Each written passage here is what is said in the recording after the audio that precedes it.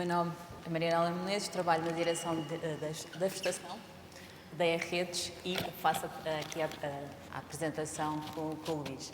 Sem dúvida, foi um desafio a gestão da vegetação e realmente a ideia de hoje da apresentação são lá dois tópicos: enquadrar porque é que falamos da gestão da vegetação na E-Redes, o projeto Analytical for Vegetation e o grande foco aqui será o modelo de crescimento e depois o que é que conseguimos. Mas primeiro falar que a E-Redes, no seu âmbito, tem uma missão que é gerir a gestão da vegetação, porque nós gerimos à volta de 80 mil quilómetros de rede, alta e média tensão. Destes, 80% são de rede aérea e ainda aqui 40% estão em zona florestal. Daí o desafio, realmente temos que gerir esta componente da vegetação. Somos o operador de redes de distribuição e daí nós temos a competência e o dever de manter estas linhas, conservar as linhas aéreas para que, no fundo, a qualidade de serviço nas nossas casas chega bem. Daí realmente conseguimos este desafio através de um projeto. Além disso, nós fazemos inspeções visuais através dos helicópteros para garantir esta monitorização ao longo das linhas. E este desafio só foi conseguido também com uma equipa da E-Redes, com o EDP Digital Unit e também com o nosso parceiro AUI, para conseguirmos fazermos uma solução que chamamos o Analytical for Vegetation. Eu acho que aqui o projeto chama-se Analytical for Vegetation, mas não é um modelo só de modelo de crescimento da vegetação, é mais do que isso. Nós quisemos também agrupar outras competências, porque são importantes nesta área. Primeiro, quisemos centralizar toda a informação que tinha a ver com a gestão da informação da vegetação. Sem dúvida, só centralizamos a informação é importante para termos modelos mais eficientes e robustos. Por isso, um dos grandes objetivos foi centralizar esta informação sobre as linhas, infraestruturas, solos, meteorologia. Conseguimos essa informação num sítio só. Depois, outra coisa que falamos, já na apresentação anterior, é necessário a automatização também de processos, sem dúvida, importante para sermos mais eficientes. Depois, o grande foco, a questão dos modelos analíticos e preditivos, aqui para a vegetação. E, por fim, estes modelos são muito interessantes, mas temos que ter uma componente visual, criação de dashboards que nos permita uma decisão muito mais assertiva e consciente. Por isso, estes foram os grandes focos do trabalho. Vou apresentar três e depois o Luís apresenta o modelo de crescimento. Aqui, não trouxe aqui um esquema sobre a nossa arquitetura, porque o objetivo também não era esse, mas realmente destacar estes dois grandes objetivos que tínhamos em mente. Centralização da informação da gestão da vegetação, importante num único sítio, de forma a que estes dados sejam fáceis de acesso e que o modelo aqui de crescimento, esta solução do Analytical for Vegetation, funcione mais robusto e mais rápido. Depois, a outra componente é o processo. Nós internamente, em redes, temos os nossos sistemas operativos e temos que ligar estas aplicações aos nossos sistemas para que as nossas equipas em campo funcionem mais eficientemente. Por isso, todos estes grandes blocos estão automatizados para que, no fundo, as equipas cheguem rapidamente ao campo. O que é que significa estes 4 blocos? E explicando um bocado o processo. O processo começa com as inspeções, são feitas através dos helicópteros. Os helicópteros captam a recolha e a distância da vegetação às linhas. Depois, estes dados são recolhidos, embebidos nessa solução do Analytical for Vegetation. Aplica-se aqui os modelos de crescimento e conseguimos identificar quais são os locais, os terrenos, onde a vegetação está muito próxima das linhas de média e alta tensão. Depois, tendo estes alertas são enviados automaticamente para os nossos sistemas-fontes e, assim, as nossas equipas podem entrar em campo para fazer a limpeza. Destacar também que nós alertamos os proprietários que estão naqueles terrenos, caso eles não atuem, a E-Redes, neste caso, entra em ação para poder fazer esta intervenção de forma a que a nossa qualidade de serviço não fique em causa. Serão estes 2 objetivos importantes e, por fim, eu estava a falar a componente de informação. Todos estes dados são muito bonitos, mas não me servem nada também se não forem visuais e que nós como equipa, conseguimos também ter uma percepção do que está a acontecer. Para a solução, nós criamos dashboards com um perfil, consoante o perfil do utilizador, e importante também para poder verificar se a solução está a funcionar bem ou então fazermos alterações aos modelos de crescimento. Neste caso, temos dashboards operacional, para vermos esta evolução da aplicação, dashboards de vegetação, ou seja, todos os pontos a nível nacional, alertas que são de intervenções necessários para ser feitos no terreno, nós conseguimos ver, temos a distância que está esta vegetação das linhas e também conseguimos saber qual é o ano ótimo da próxima intervenção. Existem outros dados, como coordenadas e tudo, informações que, neste caso, são extremamente importantes para nós. Outro aspecto é nós sabemos quais são os sítios críticos e para podermos atuar mais rapidamente também. E, por fim, a empresa também funciona, nós temos que ter dashboards financeiros para também conseguirmos fazer um controle destas ações. Eu passaria agora ao Luís para nos falar realmente do que interessa o modelo aqui de crescimento da vegetação. Obrigado, Nela. Então, depois deste overview que a Nela nos passou relativamente a todas as componentes que foram alvo neste projeto, desde centralização de dados, processamento de dados, a modelação, a visualização, passamos então, vamos focar um pouco mais naquilo que foi o desafio e a construção deste modelo de crescimento. A primeira grande questão foi o que é que nós queremos prever. E aqui costumamos investir algum tempo, propositadamente, porque já temos alguma experiência em coisas do tipo, perguntarem-nos, por exemplo, precisamos de um modelo para prever a falha de um disjuntor de alta tensão. Quando vamos tentar, então, detalhar o que é a falha do disjuntor, umas equipas dizem-nos que a falha do disjuntor é o disjuntor não abriu, outras equipas dizem-nos que manualmente ele não estava a funcionar e outras dizem que o disjuntor até abriu, mas demorou mais do que 100 milissegundos e, portanto, isso é que é a falha. É muito importante termos esta questão muito bem definida e investirmos algum tempo logo no início. Neste caso, começámos por querer prever o crescimento da vegetação que circundava as linhas de alta tensão e média tensão da E-Redes, acabámos com esta questão que acaba por estar aqui.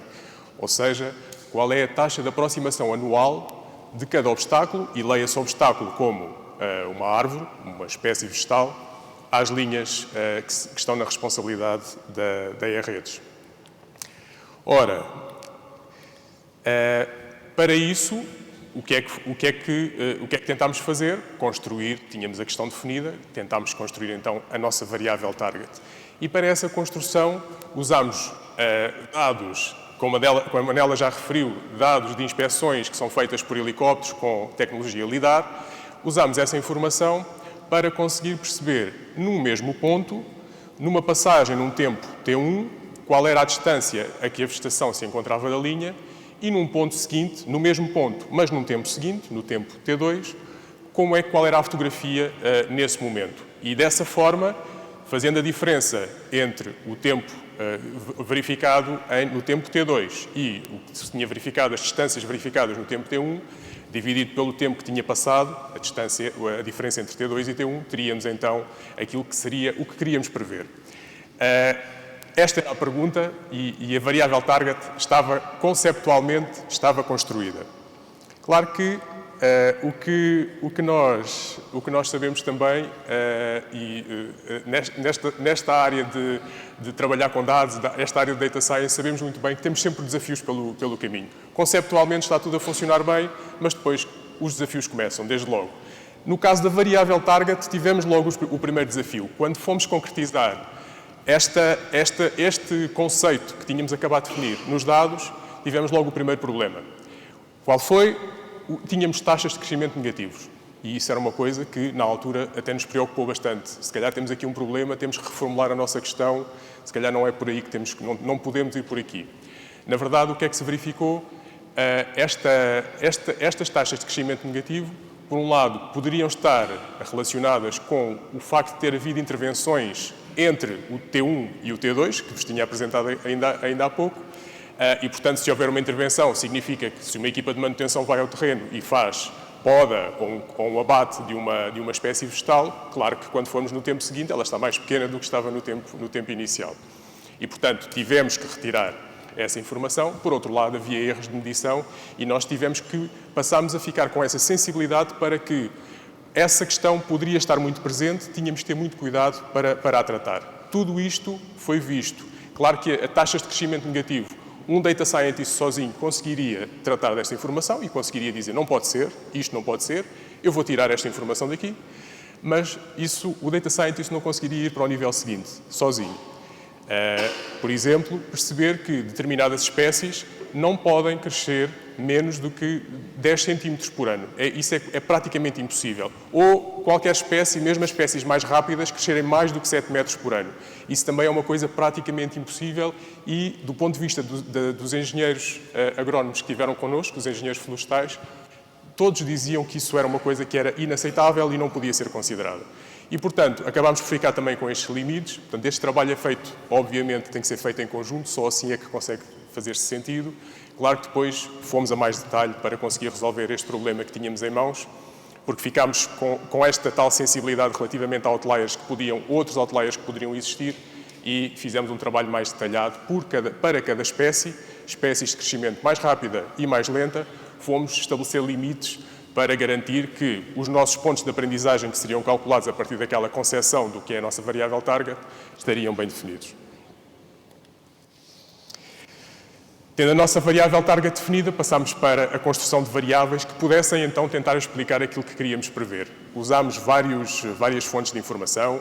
Aqui usámos toda a criatividade que os data scientists também costumam ter. Por um lado, criatividade no sentido de conseguir captar a informação que os especialistas de manutenção, os engenheiros florestais, as pessoas que fazem a gestão da vegetação nos passam, e isso tem que ser, de alguma forma, temos que o conseguir traduzir para os dados. Por outro lado, a criatividade que conseguimos também introduzir depois de estarmos de fazermos esta imersão dentro dos temas. Usamos informação, então, obviamente, das espécies. Temos uma coisa que se chama Carta de Ocupação do Solo, portanto, conseguimos tirar a informação das espécies. Usamos informação meteorológica, nós temos esta informação diariamente, portanto, temos previsões meteorológicas diárias, temos informação histórica de meteorologia, características do solo, a questão relacionada com a altitude, que acabou por se revelar muito importante para esta previsão, e também a questão da proximidade à costa. A última variável que aqui aparece, a proximidade, o ângulo de crescimento da vegetação, acabou por ser a última variável a ser incluída e foi uma boa inclusão e uma boa surpresa, porque começámos a perceber que algumas previsões estavam a errar porque a vegetação não se encontrava debaixo da linha, mas a vegetação encontrava-se lateralmente à linha. E, portanto, como nós queríamos prever a distância e não o crescimento, nós queríamos a distância à linha, era importante perceber qual era o ângulo com que esse crescimento estava a acontecer. Por termos este desafio interessante, mais matemático, mas muito interessante e que acabou por ser relevante, trazemos-lo para aqui só para o podermos ilustrar. Poderíamos trazer muitos exemplos de outras variáveis que foram construídas, por exemplo, a nível de temperaturas, de pluviosidade, de velocidade do vento, todas elas a influenciar o crescimento da vegetação. Muitas experiências foram feitas, posso-vos dizer que começámos com entraram mais de 50 variáveis nos primeiros modelos e depois, claro que muitas delas foram consideradas redundantes, muitas foram irrelevantes e foi diminuído até que chegámos a 8 variáveis. Neste momento o modelo existe com 8 variáveis e é assim que ele está a viver. Esta variável então aqui, só pela graça, só para poder partilhar um pouco de detalhe convosco, uma variável que aquela distância que aparece ali, vem ali um triângulo retângulo, tem ali o ângulo alfa, essa é a variável que entra, é esse ângulo alfa, e a hipotenusa daquele triângulo é uma informação que nós temos através do sistema LIDAR, portanto, essa informação nós temos à partida. Aquela distância horizontal é uma que é calculada por nós. Nós sabemos qual é a posição do poste, temos as coordenadas do poste, sabemos qual é a posição da vegetação à qual queremos calcular essa distância horizontal, sabemos qual é a largura desse poste. Quando não temos a informação certa da largura do poste, nós conseguimos inferir, porque sabemos se é um poste de alta ou de média tensão e, portanto, conseguimos chegar lá e fazemos então aquele cálculo. Pronto, e isto não podia deixar de o trazer aqui porque foi uma etapa muito interessante deste projeto e ainda por cima trouxe bastante valor, a variável ficou. Quando nós introduzimos esta variável, só mais esta nota, nós conseguimos reduzir o nosso erro médio. Nós estávamos com um erro médio de 25 centímetros por ano e aqui passámos para 15 centímetros. Portanto, foi muito bem-vinda e por isso é que a apresentamos aqui. Esta talvez seja a parte menos interessante para vocês, é aquilo que já estão habituados a fazer. De qualquer forma, tínhamos que trazer o cadastro daquilo que foi este modelo. Desenvolvemos usando o Random Forest, foi assim que ele acabou por ficar fixado, pelas várias vantagens que nos trazem, é fácil a interpretação, lida bem com a questão dos outliers, que é uma questão que vimos que tínhamos essa preocupação e, portanto, tínhamos que ser resistentes a possíveis outliers que nós não tivéssemos identificado e é algo que ficou bem presente, que regularmente tem que ser revisto. E também a questão de conseguirmos facilmente ou mais facilmente ver qual é a importância de cada uma das variáveis, a contribuição que elas têm para a previsão. Para além disso, o dataset foi dividido em 70-30, tivemos 70% do dataset de treino preparado para treino e depois os restantes para teste.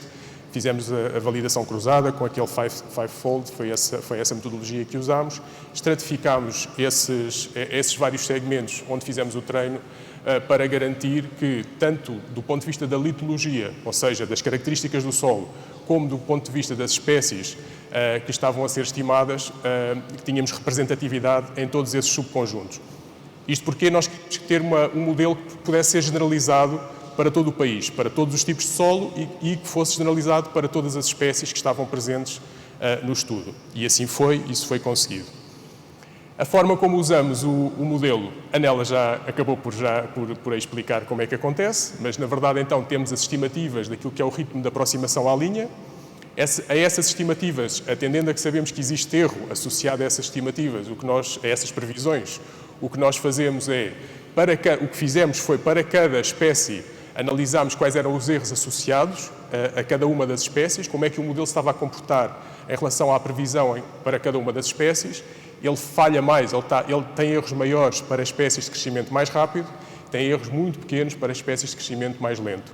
E então parametrizamos uma margem de erro que os operadores, quem faz a gestão da vegetação, pode parametrizar à vontade, não altera nada no modelo, as suas previsões são as que são, mas conseguem introduzir margens de erro e dizer se eu no caso do eucalipto, eu quero ter uma margem de erro maior porque o eucalipto cresce muito depressa, sei que o modelo aqui está com um erro um pouco maior e, portanto, eu quero ser mais, não quero ser tão ousado e usar apenas a informação do modelo.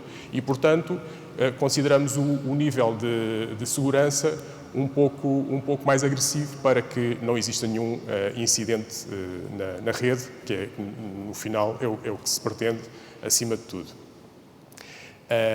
Para além disso, então, as intervenções são então estabelecidas dessa forma. A partir do momento que temos a estimativa, temos a previsão, temos a margem de erro associada, nós conseguimos dizer qual é a altura certa para se fazer a intervenção. O modelo faz previsões para o próprio ano e faz previsões para o ano seguinte, 2 anos seguintes, 3 anos seguintes.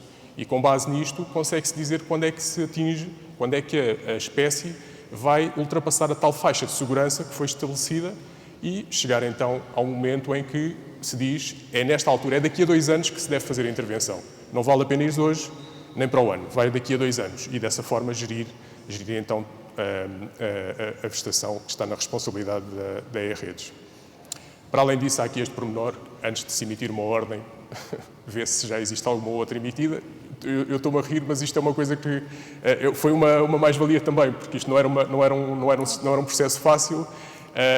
e esta identificação acabou também por ser importante. Talvez uma coisa um pouco escondida, não aparece aqui, mas tudo isto depois interage com o sistema interno.